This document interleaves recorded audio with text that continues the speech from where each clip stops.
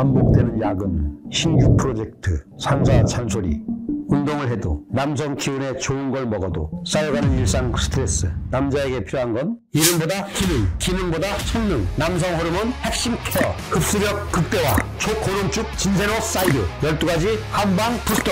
지친 당신을 위한 한방의 힘, 조상의 지혜를 담은 진세노 사이드.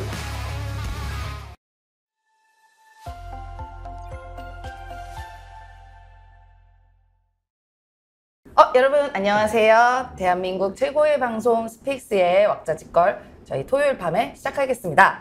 제가 간만에 오늘 사장이 됐습니다, 여러분. 와. 음식이 맛있어야 될 텐데요. 오늘 왁자지껄 사장 민생경정부 소장 임세현입니다. 반갑습니다.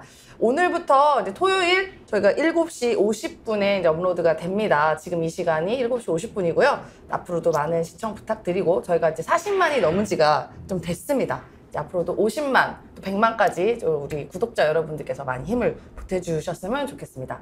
자, 오늘 그럼 또 단골 손님, 반가운 분들이 너무 많아요. 다 친한 분들이요. 제가 제일 좋아하는 분들이 오늘 다 모셨습니다. 자, 제가 또 연령대로도 구분을 하지 않겠습니까? 네. 저희 한신대 김준혁 교수님. 네, 안녕하세요. 김준혁입니다. 반갑습니다. 예, 저 이른바 깐부입니다. 저희 변희재 대표님. 네, 안녕하십니까. 변희재 대표가 저보다 나이가 많나요? 아니요. 제가 연장자인 줄 알고 있는데 아닌가요? 74. 그거 봐, 한참 아래. 아니, 거리가 멀구나, 마음의 거리가. 그저께 방송에서 저랑 안 친하다고 얘기했다더니. 아니, 강득구 의원하고 전역을 하는데 네. 자기가 나랑 동갑인 줄 알았대요. 강득구 의원이 올해 60이에요, 60. 올해 너무한다. 자기 동갑인 줄 알았다고, 강득구 의원. 그건 너무한다. 대표님 그 정도는 아니십니다. 어려 보셨네. 확실히. 74. 난 나보다 한참 동생 같아 강득구 의원 보이는데. 본인이 어려 보인다고 생각하고 저를 그냥 생략을 나와서. 강득구 의원이 안양의 신성고등학교 출신이거든. 네, 우리 3년 선배야. 내가 뭐 신성 나온 건 아닌데, 나랑 저 노사모 같이 했던 절친 형하고 고등학교 동기여갖고 내가 나이를 네. 잘 알지. 아유, 계속 소개를 해야지. 소개를 하다 우리가 또 만남으로 또 넘어갔습니다. 제가 너무너무 좋아하는 저희 언니, 저랑 닮았다는 언니입니다. 아유, 어디 영광입니다. 저희 남영희 언니 부원장님 모셨습니다. 안녕하세요. 남영희입니다. 이제 진짜 저랑 너무 다 친한 보수에서는 분들이야. 이제 소영길 대표 처제로 많이 알려졌어요. 처제는 제가 처제죠. 그렇게 알려져요. 그냥 처제로 많이 알려졌어요. 남씨라서. 네. 그 사모님이 남영 씨, 네. 제가 남영이. 맞아요. 그래서 진짜 처제라고 막 발표한 사람들이 거기서 끝냈으면 제가 고소고발할 생각이 없었는데 우리 동네 미추홀 전세 사기꾼 남 씨와 연결지어서 송영길 대표가 배후에 있다. 그 처제가 남영이다. 이렇게 연결지어서 제가 법적 조치하겠다고 세게 얘기했죠. 아니다, 처제. 제가 중간에서 좀 다 기사 내리게끔, 방송 내리게끔. 보수 유튜브 쪽에 또 대부 정리하셨습니까? 아직도 제가 보수에서 좀 힘 좀 씁니다. 진짜 처제는 전데 지금 사실 송 대표님이 저한테 처제라고 하거든요. 제 직속 선배님이십니다, 사모님이. 그래서 처제라고 불러서 오늘 두 처제가 또 방송을 하게 됐습니다. 네, 오늘 또 이제 이미 시작부터 만담이 시작돼가지고 그냥 알아서 얘기 좀 하십시오. 좀 놀겠습니다, 오늘은 제가. 아니, 오늘 최근에 얘기는, 뭐 사실은 제일 핫 이슈가 네. 그 지금 서울 양평 고속도로 관련해서 그렇습니다. 원희룡 장관이 갑자기 당정협의회 마치고 나자마자 나와서 뭐 전면 백지화 뭐 하고 싶은 다음 정권에서 해라 이런 뭐 말도 안 되는 이야기를 한 것이 지금 온 나라 국민들한테 지금 분노 폭발 활활산이에요, 활활산. 아니, 저희가 지금 후쿠시마 핵 폐수 방류 때문에도 속이 끓어서 죽겠는데 거기 엎친 데 덮친 격으로 기름을 또 붓고 있어, 이 더위에. 근데 그 원희룡 장관이 아무리 국토부 장관이지만 갑자기 이 행정 절차에 다 갖춰진 한 10수년간 정해진 그런 사업을 갑자기 본인한테 의혹 제기했다라는 이유로 전면 다 빽빽빽 없던 일로 해버려 이렇게 한마디 한다고 되는 일입니까? 말이 안 되죠. 근데 그 이유를 얘기하면서 또 혀가 길었어요. 뭐냐, 김건희 씨를 악마화한다, 민주당이. 이런 이유를 들어요. 지금 이 정부와 국민의힘, 대통령실 모두가 김건희, 천공 얘기만 나오면 그냥 발끈발끈 하는데 이 김건희 고속도로 아닙니까? 맞습니다. 이 말 했다고 지금 이해찬 전 대표님 고발한다지 않나 아주 그냥 난리가 났어요. 네. 도로 이름이 건의로 아니에요? 건의라인. 응? 건의라인. 예. 사실 여기 민생경제연구소가 사실 이거를 저희가 밝히고 있습니다. 아니 나는 그걸 있습니다. 한 달 전에 네, 네. 제가 이제 그 더불어민주당 경기도당 그 시사 유튜브를 하는데 네. 첫 손님으로 우리 안진걸 민생경제연구소장을 이제 맞아요. 모셔서 네. 그냥 뭐 민생 전반에 대한 이야기를 하려고 했는데 이 양반이 방송 시작하자마자 갑자기 그냥 이딴만한 패널을 갖고 와서 지도를 갖고 와갖고 고속도로 막 이야기를 막 하고 있는 거야. 그랬는데 그게 바로 네. 이 건이었죠. 그래서 안 소장님이 이제 제가 방송 안에서 제가 오늘 처음 터뜨리는 거다. 맞았어요. 그래서 그게 이제 언제였다고요? 그게 한 달, 정확하게 한 한 달 5주 전 이야기죠. 5주 전. 네. 실제로 이 처음에 제보를 한 건 제가 알기로는 국토부 내 공무원인 것 같더라고요. 국회 쪽에다가 네. 문제 제기를 했다. 이 공문이 비공개로 계속되어 있었잖아요. 네. 사실 결정되고 난 게. 근데 민주당 쪽에다가 이 갑자기 이런 변경될 수 없는 국가 사업에 대해서 문제가 있다라고 제보를 했고 그 이후로 원희룡 장관이 갑자기 늙은과 어공이 차이가 난다라는 말도 안 되는 얘기로 갑자기 횡설수설하더니 급기야 폭발해가지고 네. 이게 문제가 심각하고 나다라는 걸 국민적 공분이 일고 나니 갑자기 없던 일로 하겠다?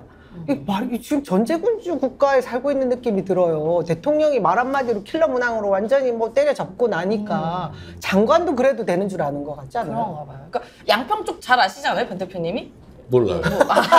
근데 막 러브호텔 얘기도 막 하고 오셨잖아요. 어. 그 최은순 씨가 원래 러브호텔. 원래 거기서 러버트 사업을 했었죠. 거기가 양평 거기서. 쪽이잖아요. 네. 예.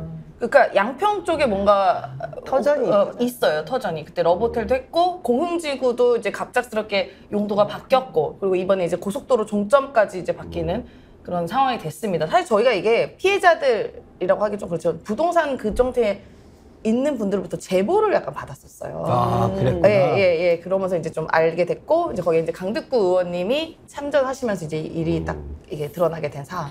난 사실은 그날 이제 안 소장하고 이제 얘기를 하고 네. 이제 민주당 경기도당에 이거 빨리 TF 팀 꾸려야 된다. 네. 그래서 우리가 꾸려서 이 건을 좀 치고 나가야 된다. 그랬는데 그때 좀 준비하는 과정에서 조금 좀 못했지. 지금 생각해 보면은 임종성 위원장이 좀 제일 아쉬울 수도 있어요. 그때 빡세게 치고 나가서 했었으면 좀 좋았을 텐데 하는 생각이 좀 드는데 네. 이게 이제 그 뒤에 이제 언론에 나온 거를 여러 가지 보니까 우리가 이제 그 1948년에 정부 수립 이후에 예타를 갖다가 통과시킨 이후에 고속도로 노선이 바뀐 게 딱 2번이 있더라고. 딱 두 번이 있는데 하나가 이제 함양산청 지리산지에 지나서 가는 거 하나가 있고 목포 광양 이제 호남에서 이제 2개가 있는데 이거는 그럴 만한 이유가 있더라고. 네. 아주 명백하게. 왜냐면 뭐였나요? 이제 고속도로 관련해 갖고 출발지에 문제가 좀 있었던 거예요. 그러는 바람에 그 관련해서 조금 더 길이를 늘리는 거. 그러니까 이거는 노선을 이렇게 바꾸는 게 아니라 네. 길이를 늘리는 거. 어떻게 보면 그러니까 추가시킨 길이를 거겠죠. 늘리는 것이기 때문에 뭐 도민들 입장에서는 나쁘지 않은 거지. 그러니까 합리적으로 변경된 것인데 네. 지금 이 건 같은 경우는 뭐 우리 다 알고 있지만 국민들 모르는 사람이 지금 없어요. 네. 원래 두물머리 일대에 너무 관광객도 많고 맞습니다. 그러는 바람에 차가 많아가지고 지역 주민들이 뭐 토요일 일요일 날 차 갖고 나오기도 어렵잖아요. 네. 그래서 상습 이제 정책. 이런 걸 조금 더 교통을 원활하게 하기 위해서 두물머리 앞쪽으로 지나서 양서로 가게 돼 있는 건데 강상으로 가게 되면 이렇게 가는 게 아니라 이렇게 가게 되는 거잖아요. 네. 이거는 사실은 정말 말도 안 되는 노선 변경이고 이렇게 하게 되면 예타를 다시 해야 되는데 그러면 보통은 그렇게 변경될 안이 나오려면 되게 시간이 많이 걸리잖아요. 주민들 공청회도 해야 될 것이고 여러 가지 당연하죠. 고려해야 될 사항이 많은데 이렇게 며칠 만에 할 장관이 만에. 뜨거 해놓고 전면 재검토하겠다라는 이게 상식적으로 말이 안 되는 거죠. 지금 딱딱인 거죠, 그러니까. 나쁜 스타일로다가. 원희룡의 스타일이 아직까지도 이 정신이 살아 있잖아요. 네. 그러니까 일단은 이건 위험하다는 걸 감지를 했고 이걸 어떻게 빠져나갈까 하다가 에라 백지하고 던져놓고 우당탕할 때 빠져나가려는 것 같거든요. 이거는. 그러면서 이제 어쨌든 고속도로를 건설하려고 했는데 안 한다고 하면 지역 주민들이 반발이 많을 테니까 이 반발에 민주당이 던져놓겠다. 어마어마한 잔머리를 쓴 거거든요. 근데 이게 이렇게 해결하는 게 아니지 이거는. 그렇죠. 네, 이 방법이 아니고 계획이 변경됐으면은 변경된 이유를 설득하면 되는 거죠. 네. 제일 쉬운 게 그거 아닙니까? 맞죠. 그래서 이렇게 변경된 게 더 지역 주민의 이익이 된다고 설명하면 되는데 설명이 안 됐나 보지 계속. 근데 그거를 아무리 설명해도 뭐 못 알아듣는다 어쩌고저쩌고 했는데 그래서 설명한 기억이 안 나는데 설명 자체가 그처럼 없잖아요. 네. 설명한 적이 없잖아. 없어요. 왜 바꿨는지를. 네. 설명 자체가 없었고 이제 이렇게 하기 전에 그 전날 이제 뭐 인터뷰하면서 무슨 뭐 말도 안 되는 이야기 꺼내고 이런 거 뭐 늘공 어공 차이인데 늘공은 이런 거 안 해. 안 늘공은 하죠. 제가 늘공을 만 9년을 했거든요. 아, 예. 제가 경기도에서 연구직 공무원 학예 연구사라고 그래서 우리가 이 관련된 사업들 도시계획부터 시작해서 문화유산 보존을 위해서 이런 사업들을 많이 했는데 이렇게 전면적으로 변화가 되게 되면 이거 다시 몇 년간 새로 해야 돼. 몇 년간. 그렇죠. 이미 이 사업이 2008년부터 시작해서 17년 정도까지 네. 결정되고 최근에 이제 드러난 네, 것까지 네. 치면 15년 이상 묵은 사업이에요. 맞아요. 거기에 맞아요. 1조 8천억 정도 국비가 들어가는 거고 이런 엄청난 사업을 갑자기 후루룩 이게 되는 거였어? 이런 나라였어? 진짜 후진국도 이렇게 안 하거든요. 근데 여기에서 이제 문제점, 아까 말씀하신 대로 원희룡 장관하고 그다음에 김선교 전 그 동네 양평 네. 의원이 나타납니다. 말도 안 되는 그 시점도 맞지 않는데 갑자기 나타나서 국토부 장관 혼자 이제 막 그 다 뒤집어 쓰게 생겨 놓으니까 이거 내가 또 제시했다. 네. 뭐 양서면에서 강상면으로 네. 바꾸는 거 제시한 거다라는 또 거짓말을 해요. 김선교가 근데- 튀어나온 그쵸? 거죠. 예, 갑자기 튀어나왔어요. 그러니까 서로 누군가의 눈치를 보면서 충신이 되고자 하는 모습을 연출했습니다. 근데 김선교 씨가 지금 전 의원인가요? 저는 네. 왜냐면 얼마 전에 저기 의원직 박탈당했어요. 회계 책임자가 회계 책임자 1,000만 원. 1,000만 벌금 예. 받아가지고 아. 근데 다음에 출마할 수 있어요. 네. 그것 때문에 이제 공신으로 보여야 되는 거야. 잘 보여야 되는구나. 예, 국감장인가 그 장관한테 질문할 때 이거와 관계된 얘기를 질문했을 때 변화를 시도하고 얘기했을 때가 작년 8월이었는데 실제로 7월 달에 이미 결정이 나버렸던 맞습니다. 사안이라 시점도 안 맞는데 자기가 얘기했다고 해요. 근데 이 말이 완전히 거짓말이었다는 얘기를 그 동네 전 군수가 또 얘기합니다. 정동균 군수. 그쵸? 맞습니다. 가가지고 경로당 가서 자랑을 하면서 우리 원희룡 장관이 나한테 전화를 해가지고 이 도로 얘기를 했어. 이 얘기를 한번 한 적이 있는 거예요. 네. 그러니 앞도 안 맞고 거짓말을 하고 서로 충성 경쟁을 하다가 지금 민주당에서 의혹제기를 크게 하고 국민들이 이거는 이권 카르텔, 본부장 카르텔 아니야라고 하니 갑자기 없던 걸로 해버려. 이게 말이 됩니까?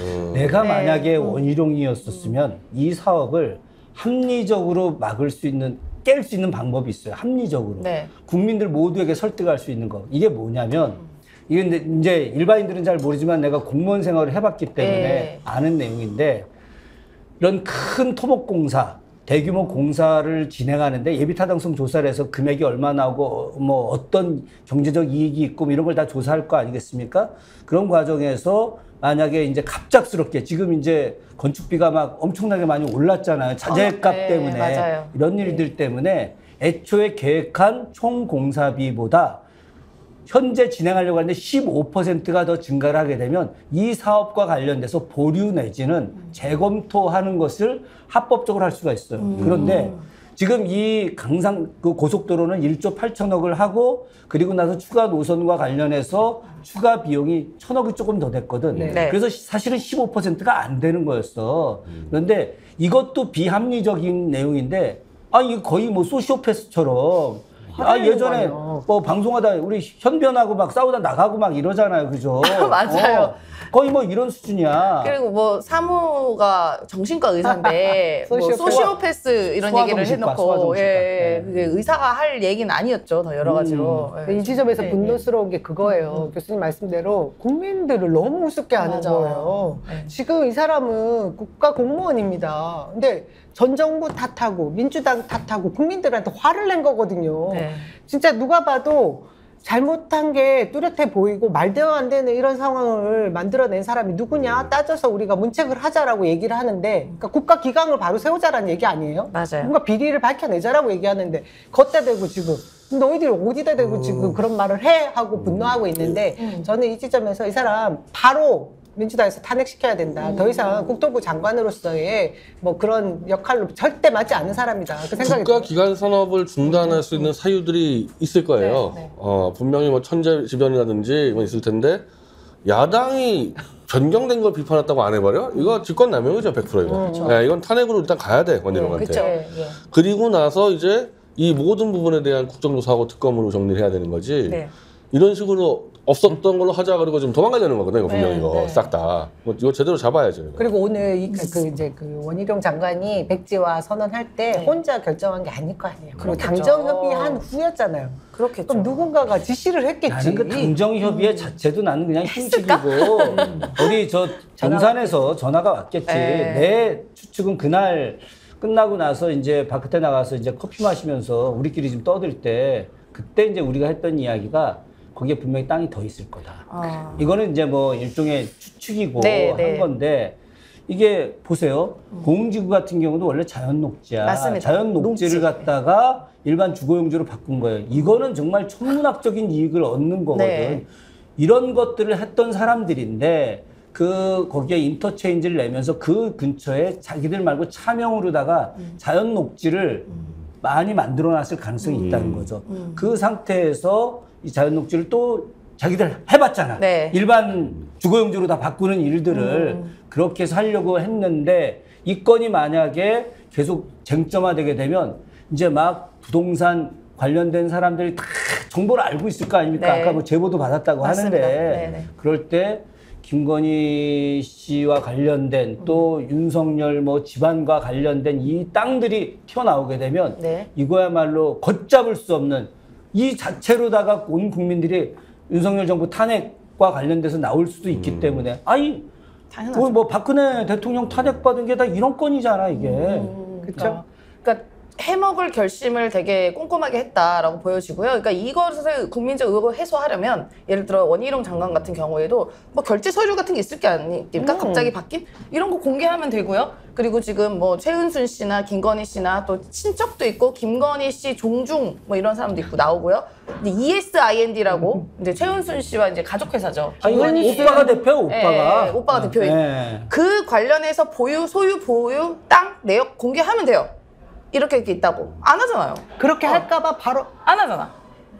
다음 정부에서 해! 이런 식으로 윽박하고 네. 하는. 아 이거 이제 이미 다 백지화했으니까 그런 걸 왜 정보를 공개해야 돼? 그러니까. 이렇게 나올 거 아니냐고. 진짜 겁이 없어요. 그러니까- 권력에 도취했어요. 그러니까 이거는 진짜. 일단 순서가 원희룡 장관 탄핵부터 가야 되는 거예요. 네, 이 네. 자체가 지금 완전히 국정농단이거든요, 제가. 예. 그 다음에 이제 하나하나 조사하면 글쎄요, 지금 이 김성준이라는 사람은 이제 이 십자가 지고 나온 것 같은데, 이제 공천 미끼로. 네.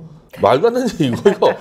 이런 걸 지역구 국회의원이 와서 바꾼다? 이걸? 있을 수도 없는 얘기고, 이거는 분명히 위에서 아마 국정조사에서요, 국토부 국장급 불러내면 나올 거야, 이거는. 예, 어디서든 나오죠. 대통령실에서 들어왔던지, 원희룡한테 들어왔던지. 근데 국정조사를 국민의힘에서 안 받을 거고 방해할 거라고 얘기를 하더라고요. 진짜 우리 민주당에서 고발하든 민생연구소에서 고발을 하든지 해서 검찰로 넘어가게 한 다음에 제대로 수사 안 된다. 특검 가자 이렇게 해야 될 것 같아요. 이거 맞습니다. 아니, 굉장히 근데 위중한 국정조사 안 사안이니까. 받으면 특검도 안 받겠죠? 안 받.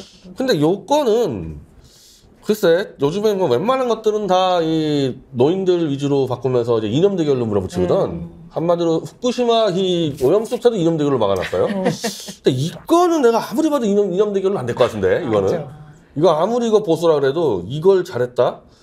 땅을 바꾼 거를. 네, 그래서 이게 지금 현재 윤석열이 버티는 거는 30%의 그 보수 치매 노인들을 버티고 있는 건데 요건은 요건이 만약에 무너진다 이 벽이 그럼 끝나는 거예요 이거는. 그리고 핵심은 김건희 일가의 땅이다가 아니라 중요한 거는 대통령 재산과 관련된 거예요. 직접적인 거예요. 그러니까 우리가 경제 공동체 이거를- 아닙니까 가족? 이거 이렇게 얘기해야 돼요. 우리가 김건희 최은순 땅이 아니라요. 윤석열 부부 일가 땅입니다. 예. 정확하게. 명칭을 그게 윤석열 정확하죠. 대통령 부부 일가 땅. 예. 이렇게 바꿔야 됩니다. 네, 이거를. 네, 예, 예. 그래야지 이제 이게 파장이 더 이제 국민적 관심이 더 있을 것 같고요. 하여튼 근데 어떻게 이게 바뀐 경위도 몰라. 또 갑자기 재검토하는 경위도 몰라. 그러니까 이게 말이 안 되는 사안들이 발생을 하고 있습니다. 이 이런 정부는 거 바뀌려면 너무 사사로워. 수리가 어마어마해요. 이만큼 써야죠. 어마어마해. 근데 제가 다시 또 이야기하지만 공무원 생활을 만 9년 해본 경험으로 비추어 보면 원희룡 장관은 이제 옷 벗을 거예요. 왜 옷 벗냐? 아, 자, 이거 우리가 국정조사를 이제 요구하고 또 뭐 특검도 요구하고 여러 가지 과정 속에서 저는 뭐 국정조사든 아니면 뒤에 국감이든 반드시 하게 돼 있다 네. 하는데 원희룡 장관이 뭔 실수를 했느냐? 늘공과 어공을 이야기하면서 맞습니다. 늘공을 매우 우스운 존재로 만들어. 맞아요. 예. 매우 무능력한 존재. 근데 공무원들 특징이 말입니다. 네. 어떤 게 있냐면은 그래 우리 뭐 5년간 지급 안 해. 지급 안 하면 되지 뭐. 그리고 그래 뭐 좀 편하게 있다 가자. 그런데 우리 우습게 하는 사람들 니들 한번 뒤져봐라. 그래서 이와 관련된 이야기를 바로 공개하는 거야. 네. 이거 그럼 징계 줄 수도 없어. 이걸 어떻게 징계를 줘? 어디 좌천을 시키겠지. 그런데 이 사람이 오히려 다음 정권이 바뀌었을 때 네. 다시 금유한양 해가지고 또 잘 될 수 있거든. 맞습니다. 예. 예전에 기억나죠? 박근혜 정부 때 갑자기 이름 문체부 나중에 차관한 분 있잖아. 네. 있는데. 그 동생이 이제 대법관 나중에 했는데 그분을 내가 직접 국립중앙박물관에서 만났어요. 네. 거기가 문체부 체육국장을 했거든. 엄청 센 자리인데 그 뒤에 내가 문화재 때문에 박물관 갔다가 거기에 박물관 사무국장으로 와 있는 거야. 있을 수도 없는 좌천이지. 좌천이지. 예. 그랬는데 그 양반이 좌천돼 있다가 옷 벗고 나갔다가 차관으로 바로 가잖아. 네. 이런 일들이 분명히 존재할 수 있다고 요즘 고위직 공무원들 알고 있거든요. 네. 그렇기 때문에 당시 그 피해가 하게 되면 그냥 다 깔 거야. 고스란히 우리 국민들한테 맞아요. 돌아가잖아요. 맞아요. 저희도 짧게 공무원 네, 해봤지만 이 공무원들 관료사회라고 대한민국을 얘기하지 않습니까? 그게 이제 결국 시스템과 연결되는 거고 페이퍼 하나에 온갖 거짓말을 다 넣을 수 있다라고 얘기할 정도예요. 무능한 책임자가 위에 있으면 속이는 거 진짜 시간 문제다 할 정도로 공무원들이 유능하다는 얘기를 늘 해왔던 제 기억이 나거든요. 근데 이런 공무원들을 무시하고 있는 현 정부의 그 책임자들 그리고 그것뿐이에요. 예. 얼마 전에 천공도 얘기했고 대통령도 지시했듯이 고공단 막 지금 다 네, 뽑게 하고 난리가 맞습니다. 났잖아요. 이제 공무원들 일 안 할 겁니다. 그냥 순주에 그냥 우리 숨 마시고 있다가 이 정권 지나고 나서 그때까지 살아 있는 게 젖은 낙엽으로 있는 게 낫지 이러지 않겠어요? 맞습니다. 그나마 이제 우리가 정권이 어떻게 바뀌어도 굴러갈 수 있는 게 그냥 이른바 늘공이라 하는 그 공무원의 그럼. 그런 시스템이 돌아왔기 때문인데 이번에 이제 원희룡 장관이 완전 개 박살을 냈죠. 개 무시를 했습니다. 대통령이 먼저 예, 했어. 예, 대통령부터 시작해가지고. 공무원 성공의 그 행적이 먼저인가? 국립 대통령이 먼저. 국가인재개발원 원장이 일베가 갔는데 네. 그 사람들 입장에서는 일베가 자기들 공무원 교육의 최고 수장이다. 말이 안 이런 되죠. 거 말도 안 되는 얘기지. 예, 말이 안 속이 됩니다. 터집니다. 그 일베 그분 아세요? 아니요, 그분은 내가 보수 활동에서 본 적 한 번도 못 살았네. 본인 없는 사람이에요? 보수 네, 치고 안 그러니까 하시는 특보네 왜냐면은 특보? 그러니까? 2020년 이후로 슈퍼챗 제도가 생기면서 네. 그 보수가 슈퍼챗 규모가 훨씬 커요. 진보보다. 네, 한 네, 10배 큰 것 같아. 그러니까 그냥 보수인 척하고 확 들어온 거야. 그 대표적으로 안정권 같은 사람 들어와가지고 보수 활동 안 한 사람들이 보수 입력해가지고 이제 후원금 받으니까 그 사람은 보수와 관계가 없어요. 그러니까 이제 이게 알고리즘 인사다, 유튜브 알고리즘 인사다라는 얘기가 나옵니다. 그러니까 대통령이 이른바 이제 레거시 미디어라 하는 신문을 아예 안 보고 유튜브만 본다고 하지 않아요? 뭐 그런 얘기가 많이 그리고 이제 들잖아요. 이 예. 윤석열 인사에서 하나가 명확한 게 보수 인사 중에 거의 상당수가 이 탄핵무효 운동했던 인사이기 때문에 윤석열이 탄핵의 주범이잖아요. 맞아요. 탄핵무효 한 사람은 절대 임명을 안 해요.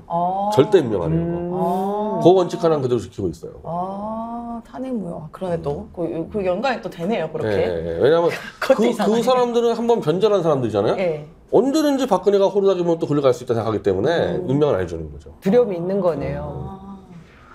그래서 난 그 인사는 잘한다고 생각해. 예.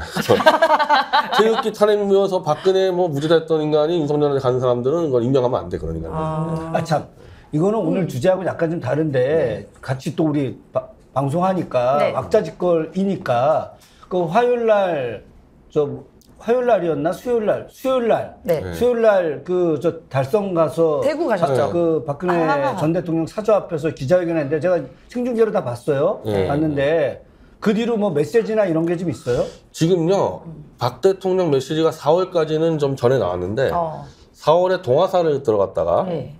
그 뒤로 유영하가 김기현과 박근혜를 만난다고 발표를 하고 근데 그게 이제 다 깨지면서 그 이후로 지금 7월까지 어떤 메시지도 안 나와요.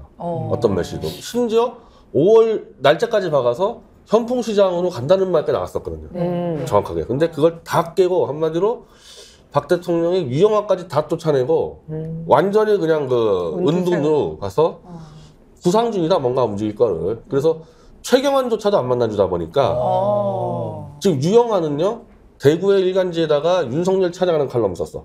이제 박근혜가 안 만나주니까 이제 글로 붙어야 돼서. 최경환은 이제 이준석 만나가지고 지금 쇼를 하고 있고. 맞아요. 그리고 조원진, 최경환, 서청원이 만나고 있는데 박근혜가 다 상대하니까 그러는 거보다. 그래서 지금 고립돼 있는 상태인데 저는 원래 제가 그 주장을 했거든요. 다 그 측근들 끊어라. 저것들이 무슨 측근이냐. 네. 아니 막말로 민주당 출신 소영길 대표가 태블릿 조작을 얘기하는데 한 놈도 얘기 안 해요. 박근혜 측근들. 그러니까요. 그냥 기자회견이나 그게 그대로 다 있어요. 네, 그 측근들은 아니까 제가 다 끝나가 했는데 어쨌든 그건 끊은 상태입니다. 지금 다 지금 끊었어요. 그러고 계시겠네요. 일단 참 나쁜 사람들 이러고 계실 것 같은데. 나도 속고 너도 속고 우리 모두가 속았다죠 근데 지금. 그게 아니고 예. 본인이 예, 그 측근을 보면 그 본인의 책임이거든. 맞습니다. 그 본인이 이제 반성을 좀 해야 되는 거예요. 반성을. 저런 인간들 데리고 끌고 다녔고 그리고 아직도 마찬가지인데 저는 그 사람하고 내가 정치 같이 하자 얘기하는 사람이 아니잖아요. 네. 자기 사건의 증거 조작을 내가 대신 잡아줬습니다. 이걸 박근혜가 잡아야 될까 내가 대신 잡아줬잖아요. 네, 네. 근데도 나랑 같은 사람하고 면담을 할 수가 없는 이건 불통도 보통 불통이에요. 이거는. 지금 누구도 못 믿을 것 같지 이건 않아요? 말도 안 되는 얘기. 그러니까 본인이 그 간신배들 잘못 쓴 것 때문에 정당하게 활동하고 있고 다 박근혜 당사자, 태블릿 PC 당사자야, 당사자, 이 사람은. 맞죠. 근데 소통이 안 된다. 이건 다 보통 심각한 문제가 아니에요. 그래서 지금 좀 은둔해서 반성하다가 이제 나와야지. 나와서 딴 건 아니라 이제 이런 문제들, 조작 수사에 대해서는 이제 의견을 저는 낼 거라고 봅니다. 예. 예, 그러니까 뭐 친척들이랑은 좀 소통한다고 하잖아요. 그러니까 그 친척들하고도 이제 요즘에는 이제 좀 안 만나는 것 같아요. 친척들은 자주 만났는데 네. 요즘엔 친척들이 별로 안 만나고 이제 혼자 장고에 들어갔다고 봐요. 혼자? 예. 아, 그럼 뭔가 메시지가 나올 나올 수도 거라고 봐요. 있겠네요. 예, 한 7, 8원 나올 거예요.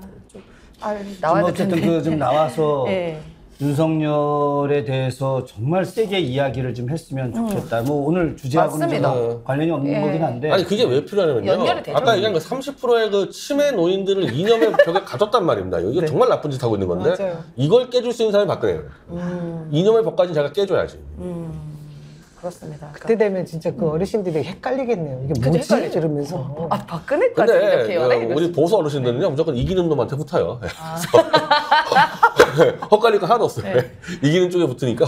이기는 놈은 빨리 오십시오. 이기는 쪽으로. 동화사에 갔었다는 거죠? 그러면 동화사 주지스님하고는 어쨌든 네트워크를 갖고 그러니까 있는 그 것일 동화사 텐데. 주지스님이 사실상 정치인이잖아요. 정치인이지. 정치인이니까. 대구 동화사는 뭐 정치인이지. 가서 그 박근혜는 말을 안 했는데 그 주지스님이 정치를 막 떠들었어. 그러니까 정치하려고 나온 거예요. 나왔다가 다시 들어온 거야.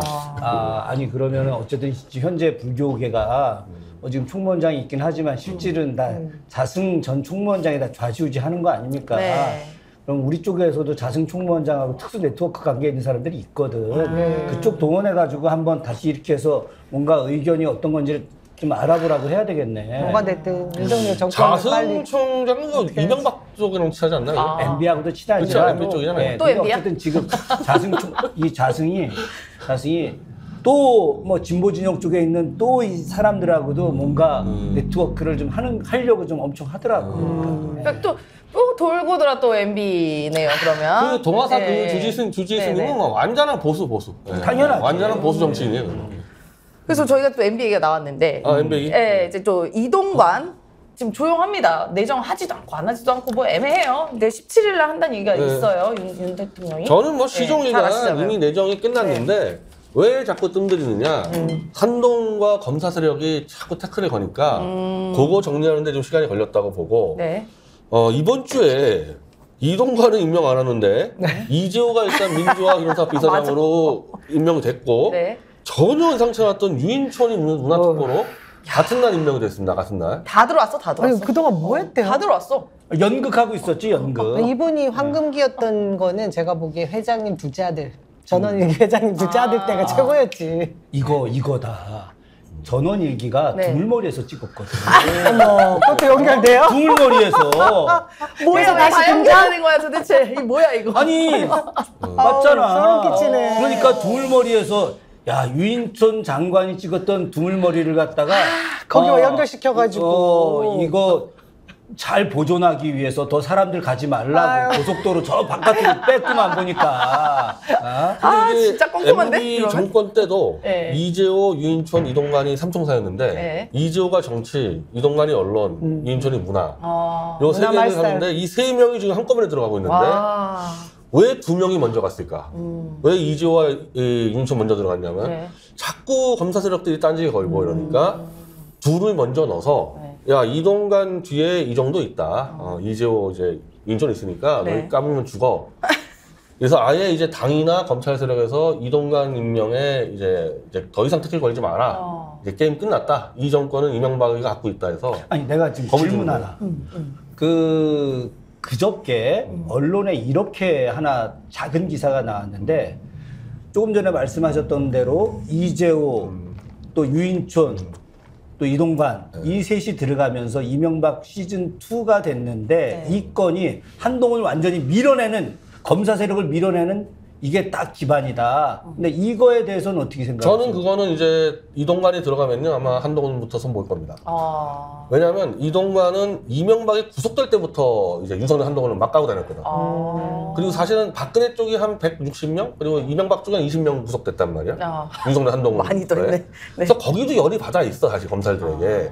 근데 이자들은 좀 이제 부모를 죽인 원수여도 이권을 나눌 수 있으면 같이 하는 인간들이란 말이에요. 그래서 들어갔는데 검사들이 너무 시원치 않으니까 특히 이제 한호섭 상황실장이라고 있어요. 네, 이게 MB계 최고 두뇌이자 그래도 양심 있는 사람인데 이 사람이 보고서 엄청 잘 써요.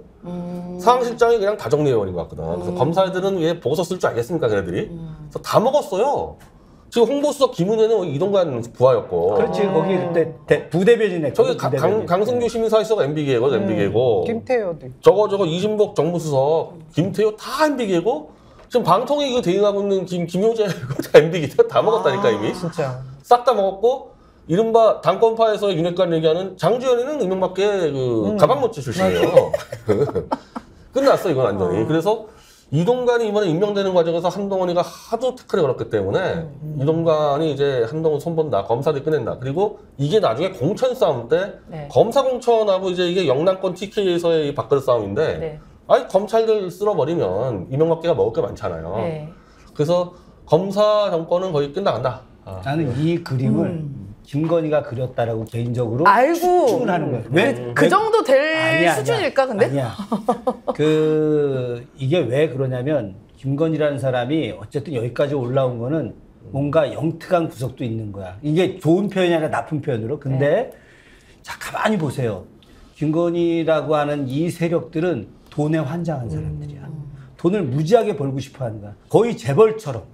자기 엄마가 옛날에 양평에서 모텔 한 거 이걸로 돈을 벌긴 했지만 옛날에 모텔 한 사람들 되게 우습게 생각했거든. 그러니까 당당하게 돈을 벌고 싶은 거지. 근데 검사들은 뇌물을 받을 줄은 알았지만 돈 버는 방법을 몰라. 근데 MB 애들은 뭐야? 돈 버는 거를 돈 버는데 규제야. 어떤 방식인지 다 공기업 민영화하고 국가가 자기들 주머니죠. 그러니까 이번에 이 정부가 윤석열 정부가 서울시에 지하화하는 공사해갖고 60조를 하겠다는 거 아닙니까 지금? 저 대규모 토목공사했던 4대강 24조밖에 안 돼. 지금 이거 60조야. 여기서 얼마나 빼먹겠어? 지금 무기 우크라이나 수출하는 거 이것도 어마어마하지. 리베이트 이런 모든 것들이 다 돈 버는 거에 꽂혀있기 때문에 돈 버는 세력인 김건희가 MB계 애들을 불러들이는 이번에 거야. 국토해양부 1차관인가 2차관이 김호진이라고 이 차관 MB계인데 총무비서관실에 있었던 그러니까 그 사람이 되는 걸 보고 그러니까 MB 애들이 이제 정부 운영권을 가져오면서 그 대신에 돈은 우리가 벌어주겠다. 요 거래가 됐겠구나. 난 딱 그거로 보는 거죠. 네, 그래서 아마 김건희하고 여기까지 됐을 텐데 근데 이제 MB계 애들이 또 하나는 선거를 생각보다 잘 치러요. 왜냐하면 MB 자체가 국민에게 인기가 없기 때문에 선거 기술자들이 많아. 그러니까 박근혜 쪽은 박근혜만 내보내면 이겼기 때문에 선거를 몰라요, 의외로. MB 애들이 선거를 잘 치르는데 지금 걔네들이 한동훈은 일단 무조건 제거다. 얘는 도움 안 된다. 아무것도. 근데 알아. 김건희가 또 이제 문제가 되니까 다 빨아먹고 아마 김건희까지 제거시킨다는 게 나중에. 김건희까지? 총선 전에. 그래서 뭐 이혼설 얘기도 또 나온다면서요. 그러니까 지금 아마 여기까지 먹으러 갈 때는 김건희하고 양합했을 텐데 이제 이 김건희를 통해서 다 자리 먹었잖아요. 그 김건희 이혼시킨단 말이야. 이정박이랑. 근데 MB 애들은 원래 늘 뒤통수 치면서 살아오는 사람들이어가지고 되게 능숙해요 그런 거예요. 조심하셔야겠네 우리 여사님. 뒤통수 맞으시겠는데? MB 쪽에 이혼한 사람들이 많아요. 이혼 기술자들이 많아요. 윤석열 대통령 됐을 때 걱정했던 게 박근혜 플러스 전두환 플러스 이명박 막 이런 얘기 했잖아요. 지금 하는 보면 검찰의 그 무도한 그 칼 더하기 말씀하신 대로 진짜 도둑질 해먹을 그 기술까지 다 장착을 하게 된 정권이 된 건 확실한 것 같아요. 근데 만약에 이제 MB들이 이제 아마 이제 이재호가 임명되고 이동관이 장악하는 건데요. 우리 입장에서 윤석열을 이제 끝장을 낸 우리 입장에서는요 MB계가 상당히 날 겁니다. 왜냐하면 네. 검사 애들은 그냥 배째고 들어놓아 보이잖아요. MB 애들은 어쨌든 지들이 일단 뭐 부정원 저질러도 뭐 검찰 수사 조작과는 관계 없으니까 요거를 좀 잘라주면서 딜을 쳐요, 얘네들은. 얘는 딜을 쳐서 가는 스타일이고 검사들은 들어놓아 버리잖아, 배째라고. 그래서 윤석열을 끌어내릴 때는 MB 애들이랑 하는 게 나을 수가 있어요. 또 그런 장점이 있구나. 아니 이게 이제 EJ 이런 거 있잖아요. 네. 또 뭐 새로운 연대 뭐 네. 이런 방식들. 그러면 오히려 지금까지 우리가 이제 이 검찰 집단. 근데 우리가 만나는 검사들이라고 하는 게 다 정말 악마 같은 검사들, 정치 검사들인데 그런데 이런 검사가 5% 정도밖에 안 되는 거예요. 물론 나머지 90% 가까운 검사들, 물론 그 안에도 문제가 있을 수 있는 검사들도 많이 있지만 정말 일선에서 현장에서 성실하게 사는 검사들이 있는데 이 검사들이 우리 편으로 연대할 수 있다. 난 이건 뭐 역사 속에서도 이런 일들이 충분히 많이 있으니까 그래서 오히려 MB 계열들을 예전에 검사들이 한번 잡아넣은 적이 다 있으니까 네. 또 이 검사들은 또 검사들대로의 기술이 또 있는 거야. 전문가잖아요. 그 또 뭐든 수사하고 MB 계열 사람들은 또 그러면 이제 예전에 한번 이 검사들한테 당했기 때문에 또 얘들을 되치게 하는 뭐 또 기법도 개발했겠지. 그런데 이런 것들이 우리가 함께 정리하면은 충분히 난 내년에 탄핵 만들어낼 아니 수 있을 것 MB 같아요. 애들 중에서요 아까 얘기했던 이동관, 유인촌, 한호섭은 저하고 정말 가까운 사이인데 다 태블릿 PC를 알고 있어 이 조작 상황. 아, 그래요? 네, 다 알고 있어요. 그래서 여차하면은 한동훈 이걸로 쳐서 끝내는 수 있는 거고 특히 유인촌 같은 경우는 MB 정권 때 저하고 한예정원에서 서울대 미학과를 쫓아낸 전후 관계예요. 그걸 이제 뒤지면은 무슨 문학의 한예정을 블랙리스트. 장악하고 뭐 좌파 탄압하고 그게 아니고 네. 입만 살아있는 진중권 같은 서울대 미학과 출신들이 실기예술학교를 장악한 완전히 그건 국민세금 도둑놈들을 제가 제보해서 유인촌을 같이 친 거야, 그거는. 그건 정말 잘한 일이에요, 잘한 일. 그러네요. 네. 유인촌과 제가 아주 돈독한 거니까 유인촌한테는 내가 책을 줘서 하자 하면 한 사람이야, 유인촌도. 아, 그래요? 검사들하고는 거기 다 사이 안 좋아요. 뭐야, 그럼 박수 쳐야 돼. 또 MB계 아니, 등장? 박수를 응원해야 돼? 아니. 나쁜 놈들끼리 싸울 때 우리가 이용하는 거지. MB애들은 이제 그 사람을 상종할 수 있는 애들 아니에요. 그러면은 MB 쪽 지금 인사들이 검사 지금 장악한 이 사람 약간 무시하겠네요? 이번에 해보니까 네. 얘들 무시할 완전히 것 같아요. 빠가살이들인데 여기까지. 얼마나 한심하겠어 정세분석이라는 것들이. 난세포로 보일 그러니까 윤석열이를 내가 다 구워 삶은 거지 이제 MB애들이. 이미 보고서에서 게임이 안 될 거라고. 무섭죠. 좋은 술 많이 갖다 줬을지도 몰라. 좀 왕주 같은 거 좀 있을 수도 있죠. 네. 그럼 저 논산에 가면 왕주 팔잖아. 네. 그거 사실 지금 대통령실에서 왕주 팔아가지고 제가 그 정보를 입수했었거든요. 그렇죠. 네, 왕주 여기서 얘기했었는데 스틱스에서. 아이고. 그래서 이제 근데 대통령실 해명이 더 웃겨. 근데 왕주 얘기가 나오고 나서 문의가 들어가니까 그거 말고도 다양한 술을 지금 준비 중에 있다라고 얘기하는 거예요. 걸리고 나니까 이 집단들은 참 그래 뒤늦게 그렇습니다. 아휴. 그래서 우리는 그런데- 만약에 MB계가 장악하면은 MB계를 부추겨서 검찰을 쓰러뜨리고 MB계까지 쫓아내면은 완수된다. 그랬으면 좋겠네요. MB가 어떻게 쫓아내요? 걔네들은 딜을 치니까 걔들하고는 정면 승부할 게 없이 대충 몇 개 떼주면 되는 애들이에요. 유인촌이 특히 들어온 게 난 사실은 약간 걱정이 돼요. 예전에 유인촌 장관 시절에 네. 블랙리스트 만들었던 맞아요. 장본인 아닙니까? 맞아요. 이게 문화예술계 사람들이 이제 이제 앞으로 후쿠시마 핵 폐기수 이 관련해 가지고 국민적 저항이 엄청 날 거고 여기에 또 이제 문화예술계 인사들이 또 이제 뭐 행위예술부터 시작해서 또 다양한 그림, 노래 뭐 얼마나 또 많이 국민들과 함께 하려고 하겠습니까? 이런 사람들을 갖다 또 내치는 블랙리스트 만들어서 하는데 이 유인촌이 또 그 이 기술을 지금 더 다 알려줄 거 아니겠냐고. 근데 그 MB 때 이제 유인촌하고 이동관이 문학의 언론계 장악 들어갔다가 둘 다 실패했어요. 유일하게 성공한 게 한예종에서 서울대 미학과 쫓아낸 건데 그거 같이 하신 거? 그건 제가 붙었기 때문에 성공한 거지. 그건 정당한 일이었단 말이에요. 그거는 음대미대 실기학교에 미학과 왜 들어갑니까? 근데 이제 이 사람들은 그런 거 안 할 겁니다. 이미 실패했기 때문에 아마 문화 쪽에 유인촌이 그것 때문에 들어왔을 리 없고 네. 이동관이 하는 이제 이른바 KBS, MBC를 없애버리는 거. 장악을 안 하고 없애겠다고 들어오는 거예요. 네. 그걸 아마 유인촌이 이제 뒤에서 지원하는 거예요. 그러면은 문화특보로. 나는 개인적으로는 그 KBS나 MBC 이걸 갖다가 무슨 뭐 분할해서 종편으로 파는 거 이거는 너무 등치가 크기 때문에 좀 어려울 거라고 생각을 하고 쪼개서 팔려고 그래요. 쪼개서. 그래요? 네, 잘라서 하여튼 팔려고. 이 내 생각은 이제 여기가 그러면 경제적으로 이제 KBS 같은 경우 수신료 분리되니까 네. 돈 들어올 게 없잖아. 네. 그럼 이제 뭐 종사자들이 다 월급이 확 다운될 거 아니겠냐고요. MBC도 역시 마찬가지일 거고. 그럴 때 야, 우리들 말 잘 들으면 최소 니들이 전에 받던 월급은 우리가 보존해 줄게. 뭐 이런 식으로 해서 걔네들을 완전히 꼼짝 못하게 하려고 하는 게 아닐까. 근데 저는 이제 제가 이 사람들의 머리를 잘 알아서 그러는데 그건 좀 넘어서는 사람들에게 그렇게 이제 노조라면 상당히 싫다, 귀찮다 해가지고 그냥 재벌한테 다 팔아 넘기자가 이거여서 재벌한테? 좀 깔끔하지 않냐, 조중동하고 재벌한테. 그래서 한국경제라는 데가 있잖아요. 예, 한국경제가 예. 실제로 완전 재벌 언론사기 때문에 얘들은 자금을 무한 수혈할 수가 있어요, 한국경제들은. 그래서 KBS를 지금 이제 수신료를 이제 적당 내면은 2TV가 있다. 1TV만 운영해라 너 이거 가지고. 네. 2TV는 저기 재벌 언론에 팔아 넘긴다. 원래 뭐 네, TBC 네. 옛날에 뭐 삼성 TBC를 다시 이제 재벌에 가는 거고 MBC 같은 경우는 지역사하고 이제 뭐 계열사들을 다 쪼개서 네. 완전히 그냥 MBC는 땅은 땅대로 팔고 건물 건물대로 팔고 그렇게 팔겠다. 이제 요렇게 다 준비하고 들어온 거거든요.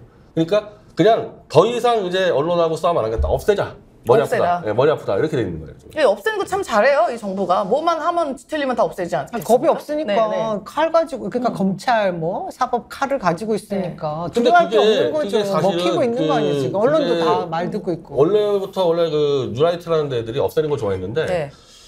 실제로 딱 정권 잡아보니까 그 자리가 또 탐나. 어. 한마디로 대표적으로 문화예술위원회라는 게 있어요. 그거 없애자고 엄청 얘기했어. 뉴라이트들이. 장관급짜리거든 거기. 근데 갈갈이. 그 없애자고 얘기한 수장이 그 위원장을 가는 거야. 근데 가보니까 너무 좋아. 어. 연봉 2억 나와. 아. 그래서 그 사람은 돌아다니면서 직원들 급여 올릴 예산 따로 다니고 이런 짓을 했거든. 그러니까 사실 MB 내 개혁이 실패한 게 그런 부분들인데 없애는 제대로 없애야 되는데 네. 이번에 방송만큼은 이제 아예 칼을 갈고 들어와. 이건 진짜 없애야 되겠다 해가지고. 그러니까요. 그래서 재벌과 조중동의 배를 불려서 그걸로 나눠 먹겠다는 거예요. 결국 그거는 종편을 더 키워서 네. 영원히 영구집권하겠다. 그렇죠. 영구집권하겠다는 지금 얘기예요. 이 논리 아니야 네, 이게. 네. 이걸 지금 이제 이동관이 지금 하루 그러니까 들어오는 거 이동관은 아니야. 이제 그런 거 하나 예를 들면 이제 KBS ETV를 재벌에 넘겨주고 자기 퇴임하고 그 회장 가는 거죠. 이제 이런 수법을 쓴다는 거예요. 그래서 아마 뭐 노조를 뭐 협박하고 달래서 우리 쪽으로 그런 거 안 할 겁니다. 그러니까 이게 저도 그러니까 너무 희한한 지점이 이제 지금 아무리 무도한 정권이라도 어느 정도 국민 눈치를 약간 보잖아요. 근데 이제 지금 이 윤석열 정권은 본인이 대놓고 얘기하지 않습니까? 지지율이 1% 되더라도 내가 하고 싶은 거 하겠다. 그래서 저는 이게 왜 저런 말을 어떻게 하지? 했는데 실제 5년 정권만 유지될 거라면 저런 말을 못 했을 건데 네. 뭔가 구상이 있으니까 저 정도 얘기하는 게 아니라는 합리적인 추측이 들죠. 그러니까 MB 아니 네. 윤석열이가 하는 일 중에서요 네. 가장 국민적 지지를 많이 받고 있는 게 지금 방송사 없애는 거예요. KBS 그거 수신료 그 브리조스 97%가 찬성했잖아요. 맞아요. 나머지 것들은 거의 국민이 10% 찬성하는 거 밀어붙이는데 이게 제일 쉽고 나는 아마 MBC 쪽에 판다 그랬을 때 국민 절반 이상 찬성할 거라고 봐요. 아니면 근데 무관심하든지. 이게 분리 징수에 대한 국민 97% 찬성이 대부분 많은 국민들이 정말 아예 폐지하는 줄 알고 찬성했다라는 얘기들을 많이 하지 않습니까? 그렇지. 수신이 아예 안 내는구나 이런 쪽으로 생각을 했다라는 거기 때문에 이 조사를 밀어붙이면서 여당에서 주장하고 있는 게 국민들 뜻에 따르는 거다 이런 헛소리를 해요. 그러면 후쿠시마 오염수 그러니까 반대 85%를 85%네. 그러니까 말이 안 되는 얘기를 하는데 저는 사실 조금 비관적으로 보는 것 중에 하나가 아까 뭐 지금 MB계 또 검찰 측 뭐 이렇게 해서 서로 싸우면 우리가 뭐 탄핵도 빠르게 앞당길 수 있지 않을까 하는 생각을 하지만 저는 좀 이렇게 어둡게 생각이 드는 이유가 아까 말씀하신 대로 MB계들이 이전에 시행착오를 겪어본 게 있잖아요. 네. 자기들이 칼을 휘둘렀는데 부족했던 부분을 검찰이 채워주고 그리고 자기들이 이걸 좀 더 잘 해내면 완전히 장악할 수 있겠구나를 지금 다들 그 사이 세월이 한 10년 넘게 흐른 사이에 이를 갈고 있었다고 하면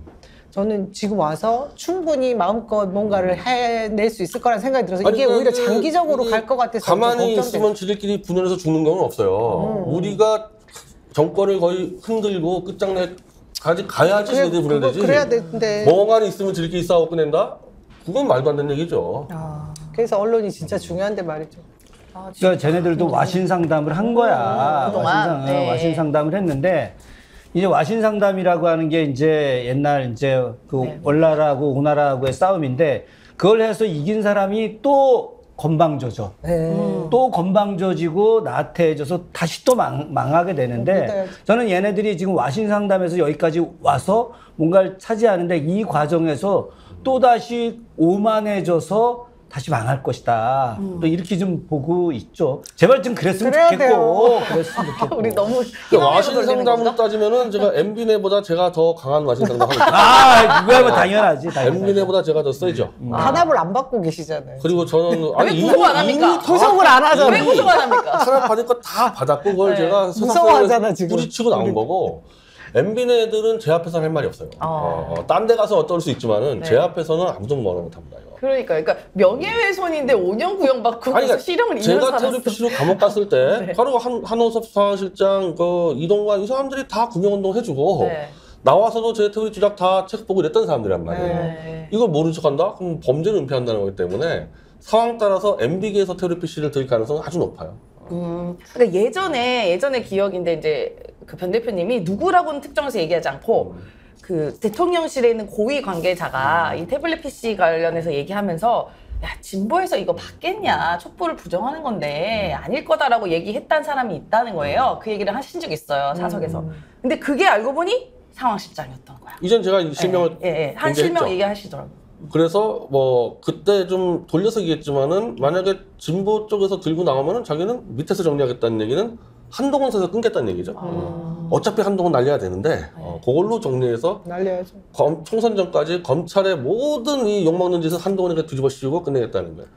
근데 지금 요새 좀 한동훈 장관 진짜 좀 조용해요. 상태도 안 좋아 보이고. 조용해요. 그리고 지금 지난번에 핸드폰 주셨잖아요. 왜 갑자기 뭐 흘렸잖아요. 예. 마포를 간다, 뭐 어디 광진을 송파도 간다, 간다. 송파 온갖 얘기 다 나오잖아요. 춘천 그 얘기 얘기는 나옵니다. 주로 국힘 쪽에서 보내버리려고 하는 얘기다. 보내려고? 어디든 보내버리려고 이런 얘기들을 한다는 얘기는. 당에서도 그렇고 MB 쪽도 그렇고 한동훈이가 설치는 건 선거에 도움 안 된다는 확실하거든. 그 전에 끝내겠다는 거예요. 그러니까 지난번에 이제 6.25 행사에 그 대통령과 나머지 장관들은 그 무슨 한미 동맹 70주년 거기 행사를 갔는데 한동훈 장관 핸드폰 흘린 사건 있잖아요. 본인만 거기 가 있더라고요. 장충체육관에서. 그래서 이 뭐지 이거 약간 좀 따로 노나 요새? 그러니까 이런 느낌도 있었어요. 따로 노는 것고 그런 개념은 아닌 것 같고 한동훈이 쟤네들 허접한 놈들 자기가 더 우위고 그래요? 거의 뭐 자기는 대통령과 거의 같은 레벨이다라고 해서 다른 독자적인 행사를 하지 않았을까 하는 생각이 있는데 아니, 한동훈한테 아까 우리 남인 위원장님 뭐 마포 가라 뭐 이런 이야기는 너 가서 뒤져라 지금 이런 얘기가 아니야 이거. 그렇다고들 하더라고요. 마포에 가서 어떻게 주변에서 정청래를 어떻게 이겨. 여러 군데서 보내버리려고 하는 얘기를 그러니까 강남 지금 강남 가불병 중에서 네, 강남은 안 주겠다는 얘기거든. 그런 것에서 나오고 싶으면 어디 험지로 가는 얘기예요. 원래 한동훈이 강남 나오면 우리 제가 나갔는데 나가신다 했잖아요. 예, 근데 못 나갈 게 뻔하기 때문에. 변 대표님이 나가신다 그랬어. 변 대표. 예, 근데 못 나갈 게 뻔해서 뭐 왜 나를 갑자기 들고? 한동훈 못 나갑니다. 한동 못 나와요?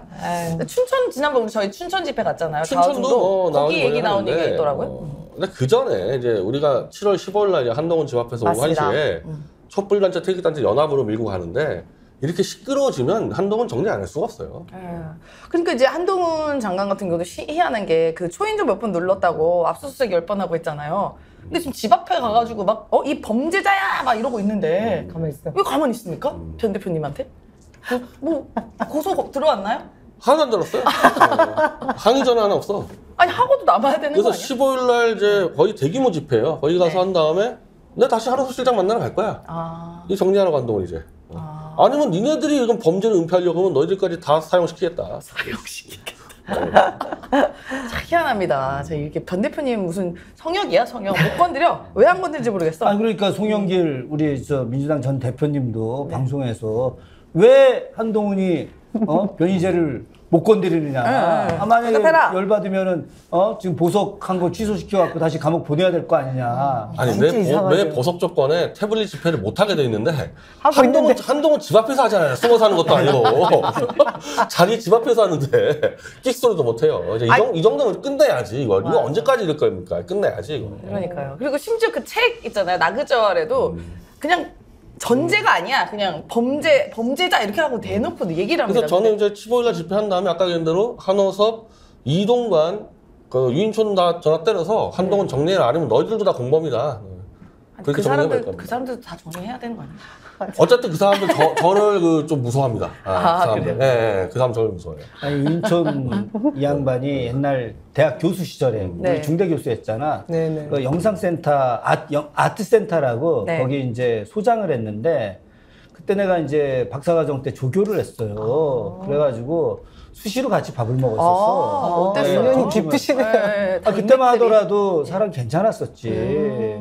그랬는데 어떻게 저렇게 기자 찍지 마! 막 이러고 이랬는데. 엄청 했던 것 같은데, 막 옛날에. 그랬는데. 네. 한, 저기 뭐야. 이명박이 졸기란 말 들었다가 맞아. 아니 이명박이 졸개지 뭐야?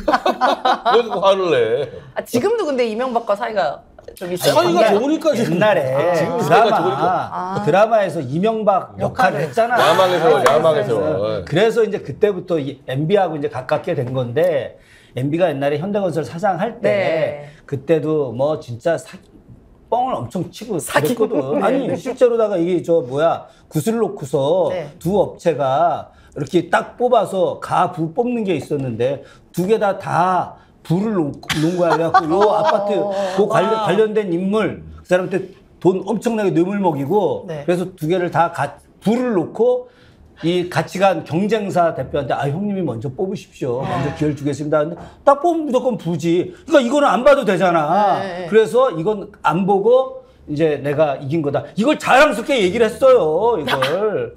진짜 그런 식으로 무슨 사기를 조작단들이 쳤지. 우리 진짜 왜 이래? 국가를 나 너무 좌지우지하고 있어. 창피해요. 무슨 우리나라 대한민국에서 어떻게 이런 일이 일어날 하루하루 수가 있어. 진짜 속이 터져서 살기 힘들어요. 이명박의 그 셀레문의 신화라는 책과 이제 그걸 바탕으로 야망의 세월 드라마 만들었을 때 네.